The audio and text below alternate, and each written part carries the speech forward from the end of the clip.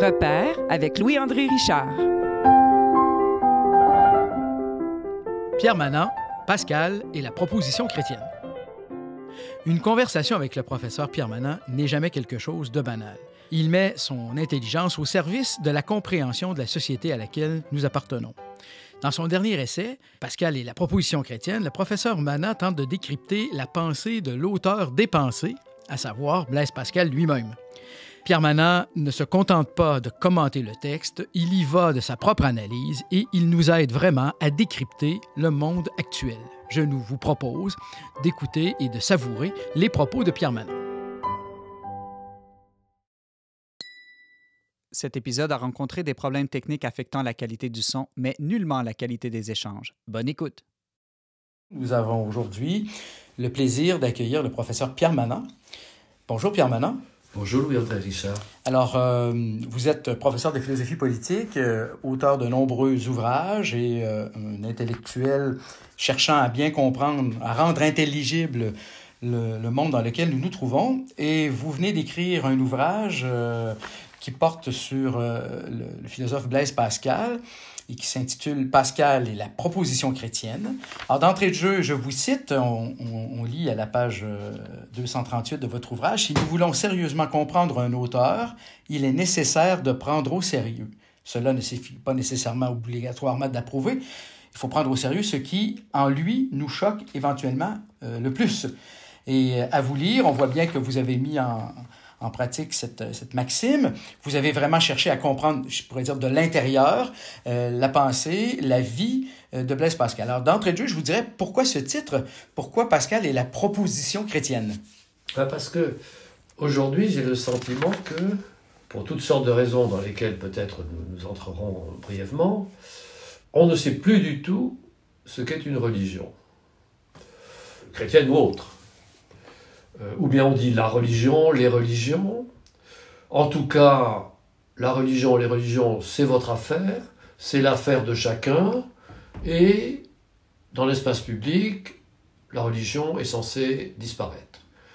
Donc, la religion a été à ce point, aujourd'hui, en Occident, séparée de la vie publique, de la conversation publique, de la raison publique, que, au fond, c'est quelque chose qu'on fait dans son petit domestique. Alors, on a quelques rites, on a quelques paroles, on a quelques valeurs, comme on dit, mais tout cela est dans un flou complet, à tel point que les institutions religieuses, en particulier l'institution catholique, ne sait plus très bien comment se dire, et ne sait plus très bien en quoi elle consiste.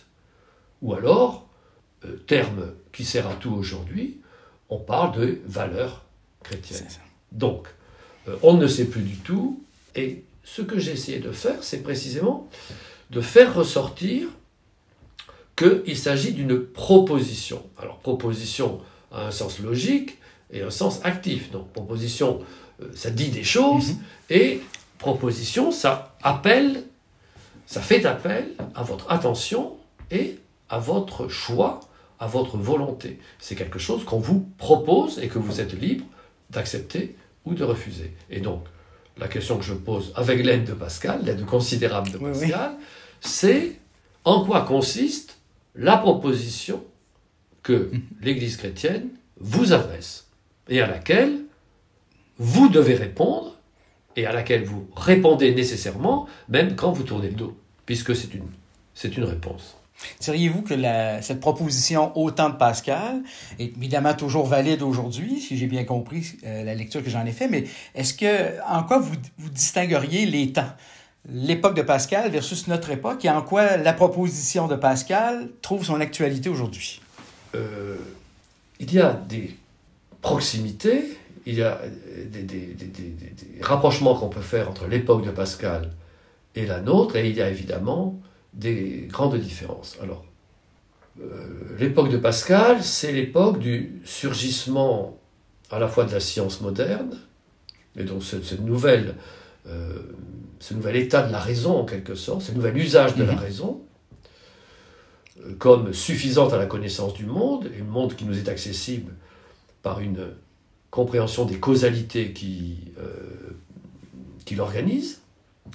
Donc la science moderne apparaît, et l'État moderne aussi. Donc, et ce sont, d'une certaine façon encore, ces deux grandes références qui aujourd'hui organisent la vie commune, l'État souverain et la science comme autorité qui, en quelque sorte, la vérité scientifique justifie à nos yeux que la raison soit l'instance ultime des hommes. Donc, là, de ce point de vue-là, Pascal se trouve dans une situation parallèle à la nôtre. Et simplement, il l'éprouve avec plus d'intensité, puisque c'est le moment où ces deux puissances apparaissent, l'État moderne, l'État souverain et la science moderne. Grande différence, et bien précisément, Pascal fait un effort extraordinaire, mais il n'est pas le seul, à vouloir préciser très rigoureusement en quoi consiste la proposition chrétienne. Et il ne laisse aucun sujet, aucun aspect hors de son attention.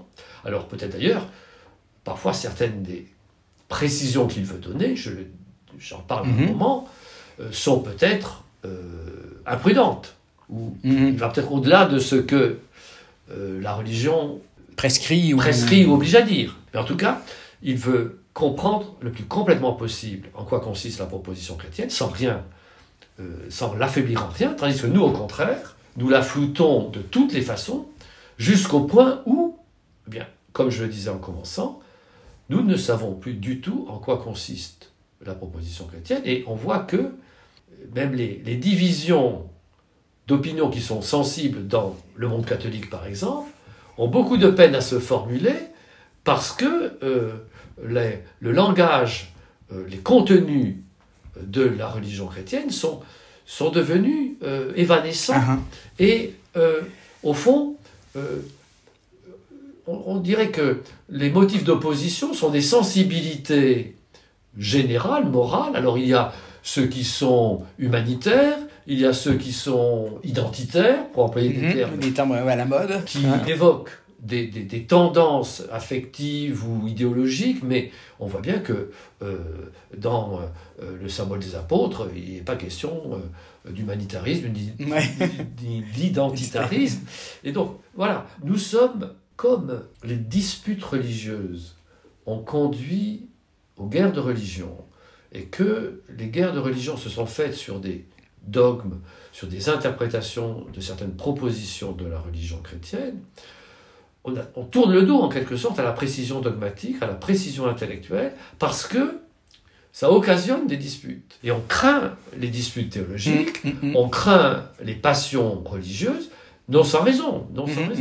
Mais donc, le problème, c'est que, au lieu d'être en garde contre les mauvaises passions, on renonce à toute forme de rigueur intellectuelle. Et aujourd'hui, je crois que beaucoup de catholiques et beaucoup de chrétiens, je parle évidemment Pascal et se veut catholique, je partage cette intention pour ma part, mais je crois que la chose serait dite à autant de titres pour les autres confessions chrétiennes. Beaucoup de catholiques et beaucoup de chrétiens auraient grand peine aujourd'hui à dire avec sincérité et précision en quoi consiste leur foi. Absolument. Et quand vous décrivez un peu la situation de l'époque de Pascal, moi, une chose qui m'a surprise parce que je l'ignorais, c'est sa critique de la posture des jésuites, en arguant le fait que les jésuites cherchaient à avoir l'assentiment de tout le monde et que ça diluait l'essence du message chrétien. Est-ce que je me trompe dans cette lecture des choses? C'est ça la grande objection de Pascal aux jésuites. Il ne leur reproche pas une corruption de l'intention. Ils ne veulent pas... ils ne veulent pas mal faire. Ils ne veulent pas mal faire. Au contraire, d'une certaine façon, ils veulent que le troupeau ne s'égaille pas, ne se disperse pas. Ils veulent garder dans le troupeau tous ces chrétiens qui ne sont pas spécialement fervents, dont la foi est chancelante et dont l'intérêt pour la religion est évanescent. Et donc, ils sont prêts à, en quelque sorte, leur faciliter à ce point les choses que, au bout du compte, ils discréditent la religion. Ils ont renoncé à annoncer la religion pour ce qu'elle est. Ils sont prêts à toutes les complaisances pour éviter de rebuter le troupeau. Donc, son effort consiste à la fois à rétablir le contenu exact de la foi, mais aussi à justifier une certaine façon de la présenter, c'est-à-dire une certaine façon de s'adresser aux fidèles et à ceux qui sont tentés d'être infidèles ou qui sont infidèles à l'Église. Parce qu'on voit bien dès le début, et vous le dites dans les premières pages, que la proposition chrétienne, que la réflexion de Pascal s'adresse à tout le monde. Mais en même temps, on voit assez bien aussi qu'il y a un regard privilégié pour ceux qui ont déjà la foi, ou du moins qui sont des chercheurs sérieux de Dieu. Évidemment, le catholicisme est la religion officielle. Bon. Le français est supposé être catholique, alors avec la révocation, avec l'édit de Nantes, il y a un accommodement trouvé avec le protestantisme. Mais accommodement, comme on sait, extrêmement fragile, et ce n'est pas notre sujet. Mais enfin, en gros, le français est supposé être catholique, donc Pascal s'adresse aux catholiques français, mais en même temps, il sait bien que cette France toute catholique que Bayle va critiquer férocement après la révocation de l'édit de Nantes, n'est pas si catholique que ça, et n'est pas si chrétienne que ça. Il a le sentiment très vif, et partagé par les messieurs de Port-Royal, partagé d'ailleurs d'une certaine façon par les jésuites, c'est que en réalité, tous ces chrétiens de nom, ou tous ces chrétiens d'obligation, ou de tous ces chrétiens conventionnels, en réalité, sont très tièdes et même indifférents ou franchement athées. Et ce qui est frappant dans ce XVIIe siècle, que rétrospectivement, on intitule le siècle des saints, le siècle catholique, le siècle de la France toute catholique, en réalité, pour Pascal et beaucoup de ses contemporains qui prennent au sérieux la religion, c'est un siècle dans lequel l'athéisme est en train de l'emporter. Donc, Pascal s'adresse aux catholiques, mais je dirais, et ce n'est pas un paradoxe, il s'adresse à l'athée qui est dans chaque catholique, et à l'athée qui est dans chaque être humain. Parce qu'en réalité, on dit, Bergson a dit, l'homme est une machine à faire des dieux, on dit l'homme est naturellement religieux, peut-être, mais en réalité, on peut dire aussi inversement, que dans la façon dont la vie humaine est réellement conduite en pratique, dans toutes les civilisations, eh bien, les êtres humains accordent en général très peu d'importance au divin. Donc, à une époque, on parlait de l'athéisme pratique, n'est-ce pas ? Pascal constate que la plupart des êtres humains sont des athées pratiques. Et donc, il s'agit de les secouer de leur athéisme pratique, qu'ils soient nominalement chrétiens ou qu'ils soient, je ne dirais pas officiellement athées, car il était difficile d'être officiellement athée à l'époque, mais enfin, dans la vie sociale, Pascal s'entretenait en permanence avec des gens qui savaient être athées et dont tout le monde savait qu'ils étaient athées. Si on comprend bien quand on vous lit, puis ça revient un peu partout dans l'œuvre, que l'intention, une des intentions de Pascal, c'est de réveiller le lecteur, que tout être humain, et c'est peut-être, on pourra parler tout de suite du pari, c'est de bien comprendre que face à la conscience de sa mortalité, il y a un choix à faire, et que trop souvent, on vit comme si on n'était pas conscient de l'enjeu, là. Entre la vie sans Dieu, puis une condition, la condition mortelle qui nous pousse, qui devrait nous pousser à rester en tension. Pascal vous dit, vous savez que vous allez mourir. Bon. Donc, votre être, tout ce qui vous est cher, votre être tout entier va disparaître.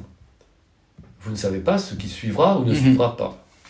Vous avez une proposition, on vous dit, venez à moi, vous aurez une infinité de vies infiniment heureuse. Ça mérite examen. Ça mérite examen. Et si vous écoutez, si vous prenez au sérieux cette proposition, si vous la considérez, vous allez voir que votre vie, qui est tout pour vous, va devenir brusquement, Le néant. va progressivement perdre de sa réalité, de sa présence, de son poids et de sa valeur, quand vous allez prendre la mesure de ce qui vous est proposé. Et donc, une fois que vous avez vraiment pris la mesure de ce qui vous est proposé, commencez à la prendre au sérieux, c'est-à-dire à suivre les démarches que cette proposition vous suggère. Et c'est ça le pari. C'est ça le pari. Suivre cette possibilité qu'on vous a proposée et que vous écartez de façon totalement inconsidérée. Car il est raisonnable, si vous avez un peu de jugeote, il est raisonnable de la prendre au sérieux. Car enfin, la mort est une chose certaine et la proposition qu'on vous fait, c'est tout de même quelque chose de considérable. Donc, au moins, prenez ça au sérieux et engagez-vous pour voir les choses de plus près. Commencez à réorienter votre vie en direction de ce Dieu qui vous promet ce qu'il vous promet. C'est un pari sur un parti à prendre, comme ça s'exprime dans l'œuvre de Pascal. Et j'aimerais bien que vous disiez un mot sur... moi, ça m'a beaucoup frappé parce que j'ai déjà enseigné ce passage des pensées. Et vous m'avez fait découvrir là, que ce que vous venez d'exprimer comme étant le cœur du pari, au point de départ, ça devait s'arrêter là, puis on y a rajouté après cette espèce de jeu de probabilité que vous... je vais vous laisser un peu expliquer en quoi vous trouvez que d'une certaine façon, c'était pas à propos, d'une certaine façon. Il y a... C'est un peu compliqué, là, parce que c'est une époque où... on est fasciné par le jeu. Oui. Et Pascal, qui ne jouait pas, mais était fasciné par la mathématique du jeu. Oui. Donc, dans les milieux très, très éduqués, il y avait beaucoup de mathématiciens et il y avait aussi des aristocrates joueurs. Donc, c'est dans ce contexte que il a mis en forme le pari dont je viens de donner l'idée générale. Et alors, les joueurs, si vous voulez, voici quel est l'objet du calcul. Bon, il y a des joueurs, il y a une mise, n'est-ce pas, chacun, mais une mise et on joue. Et puis il y a un certain nombre de manches, comme au jeu de cartes. Bon, alors, si le jeu se déroule jusqu'au bout, c'est très bien, il y a un joueur qui remporte la mise. Bon. Mais si on doit arrêter pour une raison ou pour une autre, le jeu avant la fin normale. Donc, il y a une mise qui reste. Comment on va la partager? Comment on va la répartir entre les joueurs? Donc, on va la répartir en fonction de ce qu'a été le cours du jeu jusque-là. Et donc, celui qui est en meilleure position aura une part plus grande, et ainsi de suite. Donc, on cherche l'équivalence entre une part de la mise et une espérance de gagner si le jeu avait continué. Donc on cherche ce que l'époque appelait la règle des parties, où on applique la règle des parties, on cherche le moment du parti. Le moment du parti, c'est le moment où une part de la mise qu'on me rend est pour moi égale à l'espérance que j'avais de remporter le tout. De remporter le tout. Et donc, je sors satisfait, parce qu'effectivement, j'aurais aimé continuer avec de certaines espérances de gagner. Le jeu s'arrête et je reçois cette part. Voilà. Donc, c'est l'équilibre entre une part de la mise et une espérance de gagner. Et alors, ce qui est intéressant, c'est que si on applique cette règle à la vie humaine, et on voit bien qu'on l'applique, parce que, alors, d'une certaine façon, nous jouons nécessairement notre vie. Parce que nous recevons une mise, nous en faisons quelque chose, et donc notre vie, c'est notre bien, c'est ce que nous engageons nécessairement. nous l'engageons pas volontairement, mais on en a décidé, oui. mais nécessairement, nous l'engageons. Et donc, c'est notre mise. Et puis, il y a cette possibilité d'une infinité de vie infiniment heureuse. Et alors, si on se dit, qu'est-ce qui égale, en quelque sorte, qu'est-ce qui peut égaler l'infinité de vie infiniment heureuse? Bien, si on réfléchit, rien. D'une certaine... Rien. Parce que, bien sûr, j'ai ma vie, mes biens, mon confort, où je peux espérer que ma vie sera longue, je peux espérer avoir un appartement plus confortable, je peux espérer avoir une meilleure santé, mais ce sera toujours, de toute façon, des biens finis qui ne sont absolument pas comparables à la possibilité qui m'a été ouverte. Donc,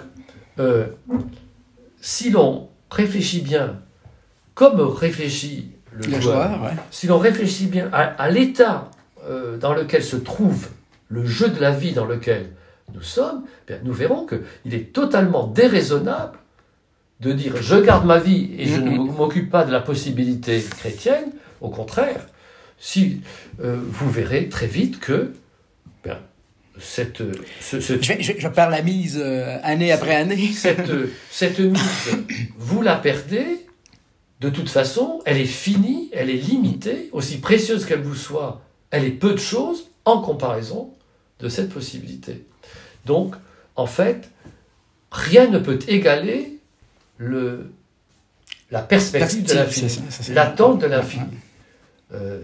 Et donc, c'est cela l'argument, je crois, l'essentiel de l'argument. Alors ensuite, Pascal fait des fioritures mathématiques que certains ont prises au sérieux. Je crois que il ne faut pas les prendre trop au sérieux. Non, c'est une façon de flatter, en quelque sorte, d'utiliser le langage qui plaît aux joueurs. Et au fond, c'est déjà Pascal est sensible au pouvoir du nombre, du calcul ou de la mathématique sur la raison de l'homme moderne. Donc il lui dit, toi tu aimes calculer, je vais t'en donner. Je vais t'en donner du calcul, tu vas voir. Mais au départ, l'argument est très simple et ne réclame pas en réalité de compétences mathématiques. Absolument. Et en vous lisant, puis en revisitant Pascal par la même occasion, je me disais, oui, mais c'est pas très convaincant. C'est-à-dire que l'homme, le joueur de son époque, comme nous à notre époque, parce qu'on est tous joueurs, là, ça se décline souvent sur l'idée qu'un joueur, souvent, c'est compulsif. Donc, comment faire entendre raison à celui qui est aveuglé par l'appât du gain, c'est pas très efficace quand même. Ça reste que c'est vrai, mais c'est pas très efficace, non? Pascal ne pense pas du tout que l'argument du pari va convaincre comme on convainc par une démonstration mathématique. Non, c'est ça, ouais. C'est un argument pour mettre en mouvement la volonté, c'est-à-dire la conduite pratique de celui qui le lit, de son interlocuteur. Donc, c'est lui dire, il y a là quelque chose que vous devez prendre au sérieux. Je ne vous démontre pas que c'est vrai, je vous explique pourquoi il est raisonnable, il est même très raisonnable, et vous seriez très déraisonnable si vous ne le faisiez pas, il est très raisonnable de prendre les choses au sérieux. Donc, vous allez prendre au sérieux la proposition chrétienne. Alors, ça veut dire, éventuellement, écoutez, lire les Écritures, vous entretenir avec des chrétiens qui vous paraissent des hommes sages et de bons conseils. Vous pourrez même aller à l'église, faire vous agenouiller, faire des gestes qu'il appelle la machine. Parce que, ultimement, seul Dieu va vous donner ou pas la foi. Donc, Pascal est toujours absolument clair là-dessus. Oui. L'être humain, les hommes ne se donnent pas la foi. La raison ne donne pas la foi. Et Pascal ne prétend pas que par ce argument du pari, il va donner la foi. Il réveille simplement la volonté assoupie de l'homme qui embrasse en quelque sorte sa propre vie et se limite à sa propre, aux limites, et se limite à sa vie finie, il lui dit, il y a d'autres choses en dehors de toi, en dehors de l'amour de soi, tourne-toi, prends au sérieux cette autre possibilité, et mets-toi dans des bonnes dispositions. Ouvre-toi à la possibilité, mais pour que cette possibilité devienne réalité, bien évidemment, seule la grâce de Dieu peut faire obtenir son résultat. Donc, c'est une façon de disposer l'homme à s'ouvrir à la possibilité que Dieu agisse. Il est, pour Pascal, fondamentalement, alors bien sûr, là, il y a la raison théorique et la raison pratique. Alors, bien sûr, les êtres humains pensent que, s'ils ne croient pas, c'est parce que ils ont un esprit scientifique et ils ont compris que le monde s'expliquait très bien par causes matérielles, par exemple. Théorie de l'évolution, ou alors sciences bibliques, ces écritures inspirées, on a refait l'histoire, on distingue différentes couches du texte, et bon, on ne peut pas croire sérieusement que tout cela a été inspiré par l'Esprit Saint. Bon. L'incroyant est très sûr que, enfin, du moins quand il prend au sérieux son incroyance, il est très sûr que il obéit à la raison. Non pas sa raison, mais sa raison bien sûr, mais à la raison humaine et à l'autorité de la raison. Pascal pense que l'incroyant, comme d'ailleurs le croyant, comme tous les êtres humains, sont mus par leur passion. Et que le grand obstacle à la foi, c'est l'amour de soi, c'est-à-dire le moi qui se fait le centre du monde, qui veut être aimé, préféré, qui veut que chaque moi est l'ennemi et vous être le tyran tous les autres, Pascal, chacun haït autrui, c'est l'expression. Chacun a cette demande exorbitante à l'égard des autres, que les autres le préfèrent à eux-mêmes. Et chacun veut que les autres le préfèrent à eux-mêmes. Donc, il y a, aux yeux de Pascal, c'est ce qu'il appelle le moi. Une injustice radicale dans laquelle tous les hommes sont pris. Et dont les hommes, par leur propre force, ne peuvent sortir. C'est ça. Donc, il faut le devenir chrétien suppose, bien sûr que l'on entend la proposition chrétienne, que l'on lui prête attention, et qu'en même temps, les deux choses sont inséparables, l'élément intellectuel et l'élément de la volonté sont inséparables. En même temps, il faut apprendre à se déprendre de cette préférence infinie pour soi-même, qui est inséparable de la volonté humaine telle qu'elle est à la suite du péché originel. C'est ça que j'allais dire. On est invité à se déprendre d'une chose pour laquelle on n'a pas les moyens de se déprendre, et ça introduit cette question anthropologique très fondamentale, celle du péché originel. J'ai beaucoup apprécié dans votre ouvrage les distinctions que vous faites, l'amour propre selon Montaigne, l'amour propre selon Rousseau, deux prétentions où on peut se dépêtrer, mais il y a un échec là, puisque Pascal, par la foi, indique que le péché originel, c'est la révélation de la condition la plus profonde de la méchanceté humaine ou de l'indigence humaine, si on veut être moins radical, mais c'est la même chose. Oui, c'est ça qui est le propre du christianisme, du point de vue, comme on dirait aujourd'hui, anthropologique. Anthropologique, oui. C'est-à-dire qu'il dit deux choses, et à mon avis, si j'ose dire, c'est ça qui est le plus intéressant, le plus persuasif, parce que c'est ainsi, je crois, que notre expérience est le mieux servie, ou expliquée. Et le mieux expliqué, ou le mieux éclairé, c'est que, oui, nous sommes libres, donc le mal et le bien, nous avons le choix entre le mal et le bien, mais en même temps, nous sommes esclaves. En même temps, nous sommes esclaves. Ouais. En même temps, il y a une part de notre volonté qui ne parvient pas à surmonter cette injustice originelle. Alors bien sûr, à un certain niveau, eh bien, il y a les hommes bons et les hommes qui ne le sont pas. Les hommes courageux et les hommes qui ne le sont pas. Les hommes tempérants et les hommes qui ne le sont pas.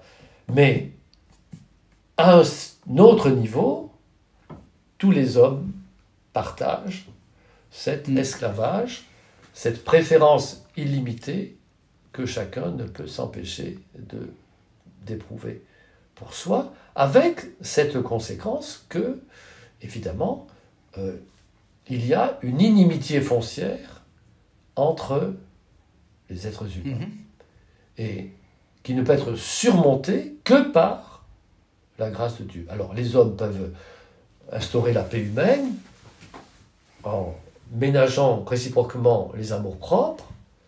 Certains philosophes, certains peuvent peuvent élaborer une forme d'impartialité à l'égard des différentes positions ou situations humaines, mais tout cela, ce sont malgré tout des démarches qui restent en deçà, qui n'atteignent pas le cœur de la maladie. Le cœur de la maladie.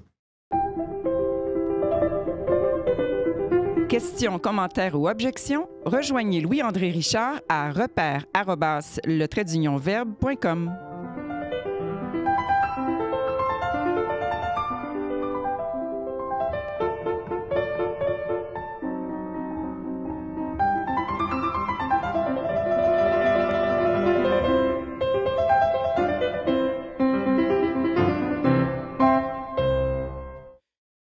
Alors, vous avez souligné que sans la grâce, dans la perspective chrétienne, on ne peut pas guérir de cette maladie. Mais en lisant, je me disais, mais la maladie elle-même, là, concrètement, là, pour s'en convaincre, pour la constater, ça prend la grâce aussi, non? Bien sûr. Parce que là, j'ai beaucoup apprécié le fait que les termes sont durs.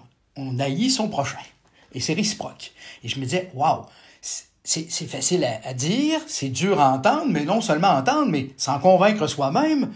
Je vois mal, en tout cas surtout pour l'homme contemporain, que ça puisse avoir un écho quelconque. Alors je me dis peut-être là aussi, ça prend la grâce qui opère pour dire, voici, tu es très malade, et c'est une maladie mortelle, et voilà que tu as ce qu'il faut pour le découvrir. Bien sûr, là il y a une chose qui me... Il y a deux remarques sur ce point, deux remarques d'expérience. Bon, regardons le ton dans lequel se fait le débat public dans nos pays. Nous ne nous égorgeons pas, enfin, sauf quand il y a des attentats. Mais, je veux dire, la vie sociale est relativement pacifique. Oui. Mais regardons la façon dont nous parlons les uns des autres. Chaque jour, il y a des dénonciations sanglantes de tel ou tel. Et comme je dis volontiers, nous nous damnons réciproquement les uns les autres, constamment dans notre société. Nous passons notre temps à exclure de l'humanité ceux que nous considérons comme les ennemis de l'humanité. Bon. Si ce n'est pas l'inimitié, ça y ressemble. Et une inimitié vraiment en permanence active.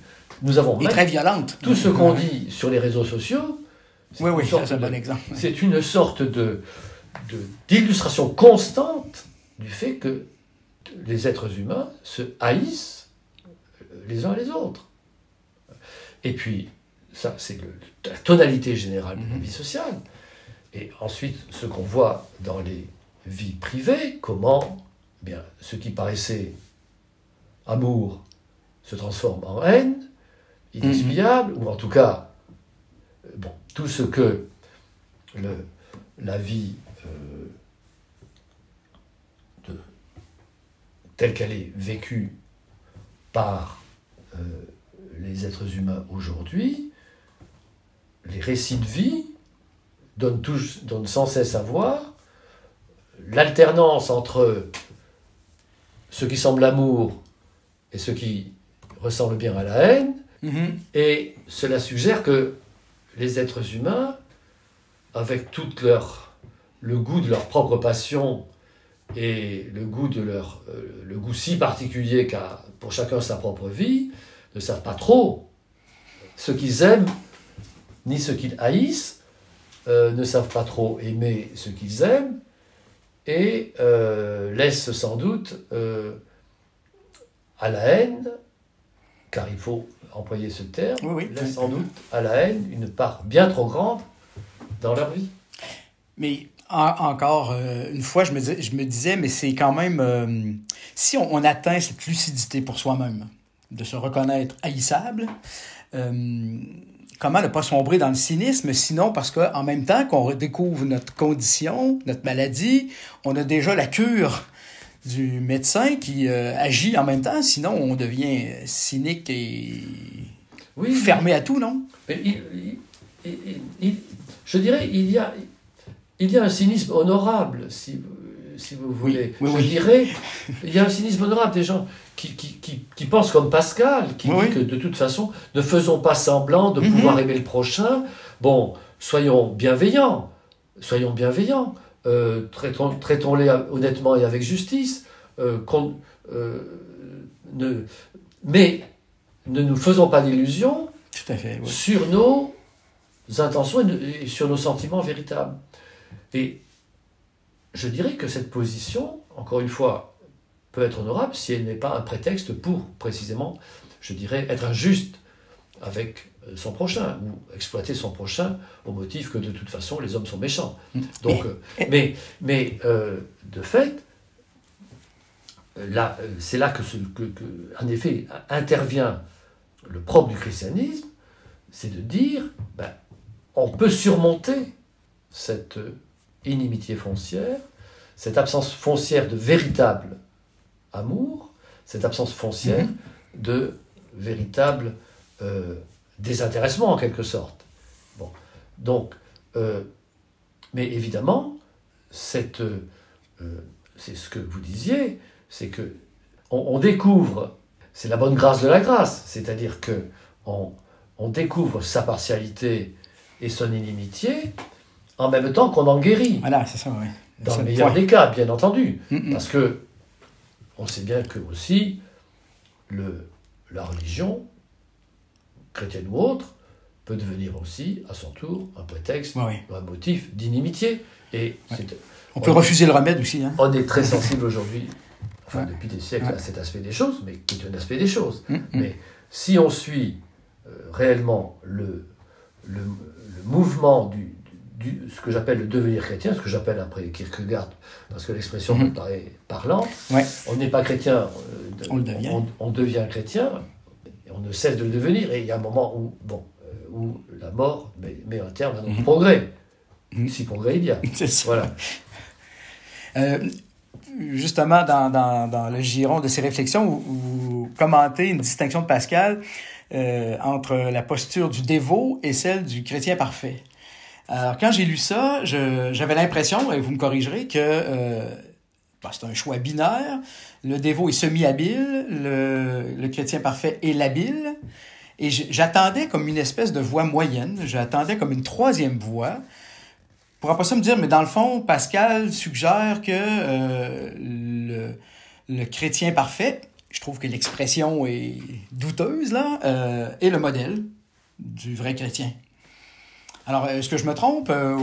Puis pourquoi j'attends cette troisième voie? C'est une lubie ou il y a quelque chose là-dedans? Il y a des discussions sur le sens de ces termes. Ce que je soutiens, alors je me trompe peut-être, et les pascaliens vont peut-être me rouer de coups, mais c'est que ce sont des termes propres à Pascal. Oui. En tout cas, ce qu'il appelle le dévot, c'est pas le faux dévot. Non, oui, ça va, oui. C'est pas un défaut. Non, c'est pas le faux dévot. Ce n'est pas simplement... Alors, on peut dire que c'est une version chrétienne du demi-habile, mais Pascal dit, le dévot, à la différence, a un motif propre, une lumière propre que n'a pas le demi-habile. Donc, le dévot n'a pas tort de juger sévèrement celui qui ne croit pas. Ou la vie humaine telle qu'elle est conduite autour de lui. Mais ce que ce qu'il ne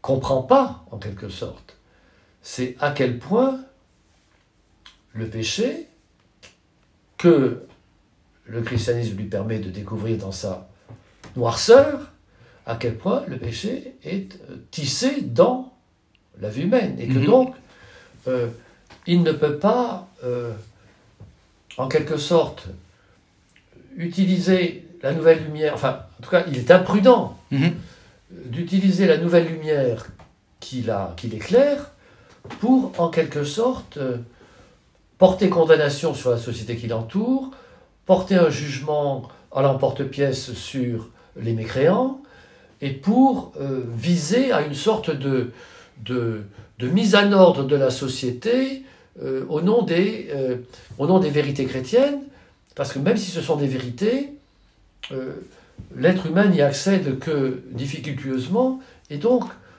la posture du parti religieux, en quelque sorte,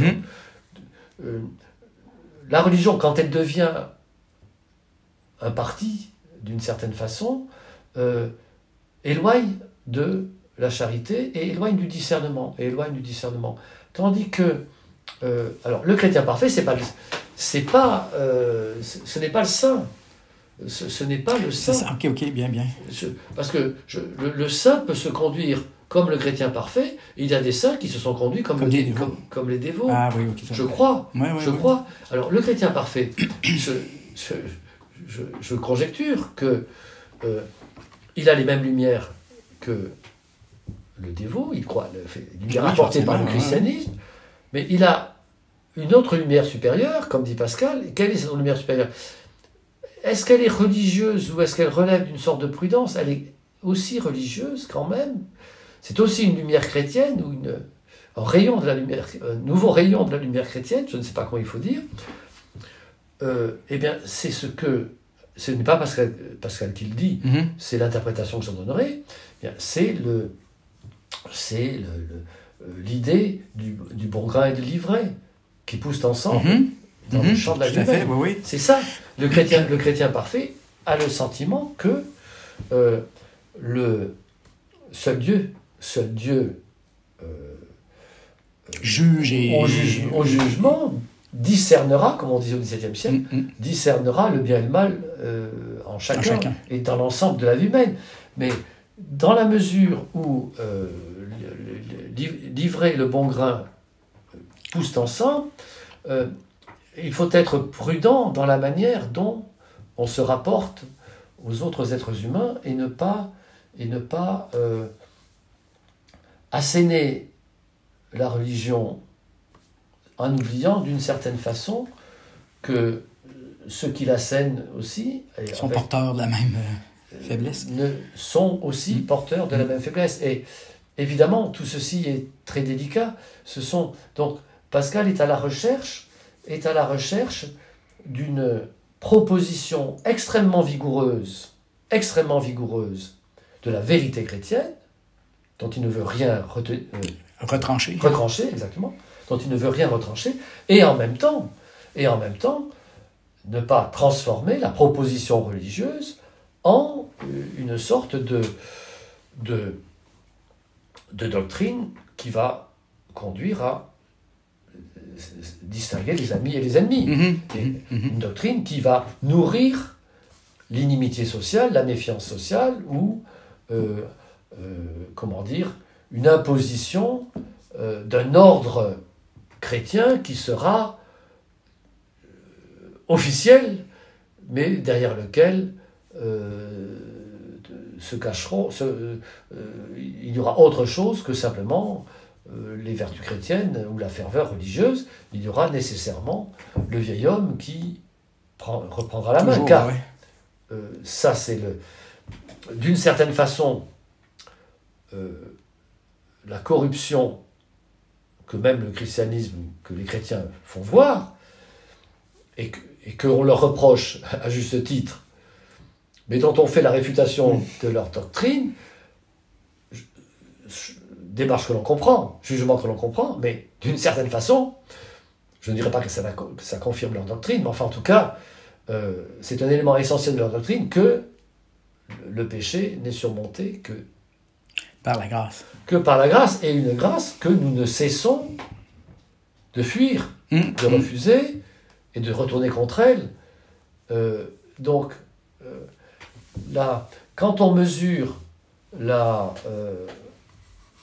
difficulté du chemin, la gravité du péché, le besoin impérieux et urgent de la grâce, on réussit à combiner, en tout cas le chrétien parfait réussit à combiner le don reçu et la manière de... La prise au sérieux intense des enjeux, de l'urgence du salut, et en même temps,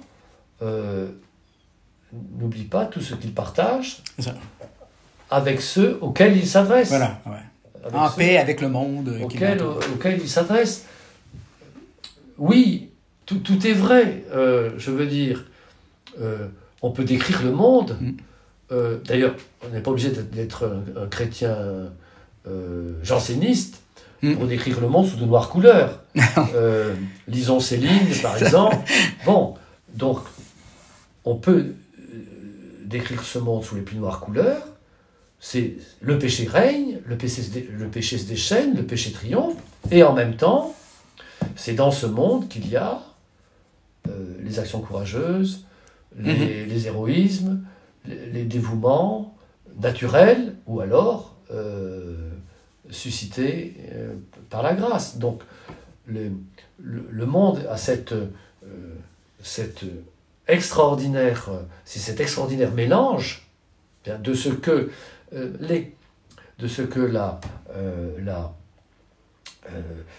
la parabole du bon grain livré exprime d'une façon admirable, et d'une certaine façon, ce sont les paraboles de l'Évangile qui expliquent le mieux la vie humaine. Et dès qu'on essaie de les mettre dans d'autres mots que ceux dans lesquels elles nous ont été livrées, on perd quelque chose.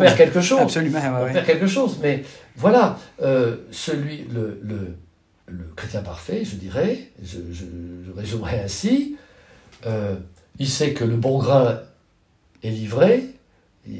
On ne peut pas imaginer plus différent que le bon grain est bon et que l'ivrée est épouvantablement mauvaise.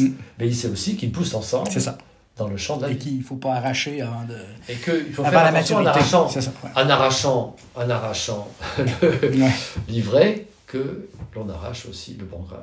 Vous avez un chapitre sur le langage de l'Évangile que j'ai trouvé très intéressant aussi, puisque vous parlez des paraboles. Et dites-moi un mot sur justement cette particularité bien spéciale que la littérature de l'Évangile. Ça, c'est pas moi, si j'ose dire, c'est Pascal. Oui, c'est toujours Pascal, c'est vrai. Qui est très Excusez-moi. J'ai un chapitre qui s'intitule Le style de l'Évangile. C'est ça, le style, voilà. Mais c'est une formule de Pascal. Oui. Et il dit de façon surprenante, qu'il parle du style froid des historiens évangéliques. Donc, il attire notre attention sur la manière dont les évangélistes rendent compte de la vie de Jésus. Et il montre à quel point ils ne sont pas des sectaires, agités, excités, emportés par la passion. Ils décrivent avec une grande sobriété des choses, en effet, extraordinaires. Mais si l'on est attentif à la lecture des évangiles, on voit que ces choses extraordinaires sont traitées avec, on dirait, une sobriété, une froideur, une modestie. Sur les modestie, voilà. Modestie et froideur. Et donc, ne sont pas ceux qui les décrivent ainsi, donc les évangélistes, ne sont pas emportés par l'enthousiasme, la passion et l'ivresse de leur découverte. Donc, d'une certaine façon, lire l'Évangile, lire exactement ces écrivains exacts, fait être attentif à la lettre de l'Évangile, c'est s'avancer dans le devenir chrétien. Parce que c'est par le moyen du rapport de ces historiens sur le phénomène, c'est-à-dire le mode d'apparaître de Jésus, auquel nous avons accès par la médiation du texte évangélique, qui nous donne accès à la vérité de la vie de Jésus. De la vie de Jésus. Et on voit que les essais comme ceux de Renan par exemple ou d'autres, pour faire une vie de Jésus qui honore Jésus mais qui soit, comment dire, acceptable pour l'homme moderne, n'est-ce pas, pour l'homme qui ne croit pas au miracle, mais enfin qui admire les sages et qui trouve que Jésus est tout de même une figure, c'est ça, de sage, une figure impressionnante et qui mérite un certain respect. Ce sont des billevesées à côté d'une lecture littérale du texte lui-même. Du texte lui-même, dans lequel tous les détails sont significatifs et, encore une fois, élargissent mystérieusement, mais de façon perceptible par le lecteur attentif, élargissent mystérieusement notre connaissance de Jésus-Christ, qui est le médiateur et le seul médiateur vers le Père. Et notre entretien, malheureusement, tire à sa fin. Il y a des thèmes qu'on ne pourra pas aborder, mais c'est intéressant de revisiter, comme vous l'avez fait, les trois ordres, l'ordre de la chair, l'ordre de l'esprit, l'ordre de la charité. Je pense qu'on a intérêt, pour le monde actuel d'ailleurs, à être capable de voir à la fois, surtout les logiques, les cohérences à l'intérieur de ça, et puis l'influence que la charité peut avoir sur le reste, et vice-versa. Vous avez aussi évoqué la question de la grandeur naturelle, la grandeur d'établissement. Ça aussi, c'est quelque chose de très important, mais pour aller vers la fin, c'est à la toute fin de votre ouvrage où vous revisitez la conversion, on peut dire, de Pascal. Ce moment privilégié et singulier où il s'est tourné vers la grâce. Et heureusement que ce moment arrive, parce que il y a comme dans votre livre, j'avais l'impression, en le suivant, en le lisant le plus attentivement possible, que il était bien construit parce qu'il y a une espèce d'effet maïeutique, toujours, où on revient, où Pascal revient en fait, sur la nécessité d'être en tension, la nécessité de prendre conscience de notre péché, de notre faiblesse. Et puis à la fin, il y a cette idée que cela dispose à un moment particulier, un peu comme Saint-Augustin a vécu, puis comme j'imagine les grands saints doivent tous vivre à un moment donné ou l'autre, là, où il y a dans l'histoire personnelle de quelqu'un un moment charnière où la grâce est accueillie et ça débouche sur la joie. Alors mon point ici, c'était de dire, il y a cette espèce de maïeutique lancinante, et puis à la fin, une ouverture sur le fait, oui, mais bon, un chrétien en devenir, nécessairement, doit être porteur de joie, mais pas seulement dans l'autre vie, mais dans celle-ci. Est-ce que je vis bien? Oui, on se fait une idée. C'est le jansénisme le mot janséniste, c'est la couleur noire. Si oui, c'est ça, oui, c'est austère. Si on lit en réalité Pascal, c'est certes un chrétien sévère, mais c'est un chrétien joyeux. Parce que la vie du chrétien, c'est très simple. C'est une fois qu'il a été branché, si j'ose dire, sur la grâce, on suppose nécessairement, on n'est pas chrétien si, à un moment, on n'a pas reçu et accepté la grâce. Et donc, toute la tâche du chrétien, c'est de garder la grâce, de garder l'attention à Dieu et le contact avec Dieu, et c'est de ne pas en être séparé. C'est que je n'en sois jamais séparé, c'est le leitmotiv de Pascal. Alors, ce n'est pas du tout une expérience mystique au sens des visions mystiques, on comprend, au sens de Sainte Thérèse par exemple, mais c'est un sentiment de la présence de Dieu, mais qui est une présence qui n'est pas simplement affective, c'est la conduite de Dieu, c'est la présence de Dieu, la grâce de Dieu qui accompagne la conduite. Et évidemment, rien n'est plus satisfaisant et comblant que ce sentiment de la vie nouvelle que ne cesse d'apporter l'attache gardée à Dieu, si du moins, évidemment, cette attache est gardée. Donc, Pascal, c'est très beau, dans ses lettres que je cite, dans plusieurs lettres que je cite, c'est très beau passage où il évoque le renouvellement permanent que cette attache à Dieu produit dans l'âme du chrétien sincère. Et donc, c'est les sacrifices qui vont avec la vie chrétienne, ou les règles, les sacrifices, les rigueurs éventuellement qui vont avec la vie chrétienne, sont simplement la condition de cette vie nouvelle qui ne cesse de se renouveler dans la tâche gardée à Dieu. Et dans ce cas, alors la peur ou la crainte de l'enfer dans le langage ordinaire, c'est la crainte de perdre Dieu, mais c'est une crainte qui n'a rien de pathologique, contrairement à ce que l'on dit. C'est la crainte de perdre le bien auquel on a accès. C'est la crainte la plus légitime qui soit. Les gens ont peur, on ne leur reproche pas de craindre de perdre la santé, de perdre leur fortune, sans parler de perdre leurs proches. Bon, donc pourquoi les chrétiens n'auraient-ils pas le droit de craindre de perdre Dieu, c'est-à-dire de perdre le lien d'attache à dans un registre humain, c'est une façon d'expliquer, c'est la peur de perdre l'ami, la peur de décevoir. Quand la relation est amicale, on est préoccupé par le fait de dire non, je ne veux pas décevoir celui que j'aime ou celle que j'aime, selon. Oui, bien sûr. Oui, bien.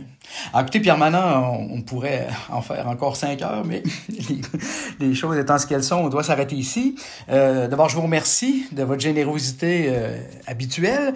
Je ne saurais trop inviter les auditeurs à lire votre livre, parce que vraiment, la lecture permet d'aller encore beaucoup plus profondément dans la pénétration de la pensée de Pascal. Et je vous remercie de vous être prêté au jeu. Merci à vous.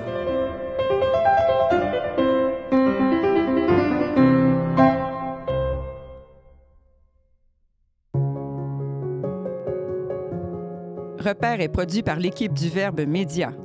100% indépendant et gratuit, le Verbe a pour mission de conjuguer foi et culture contemporaine. Visitez leverbe.com pour découvrir toutes nos productions et faire un don.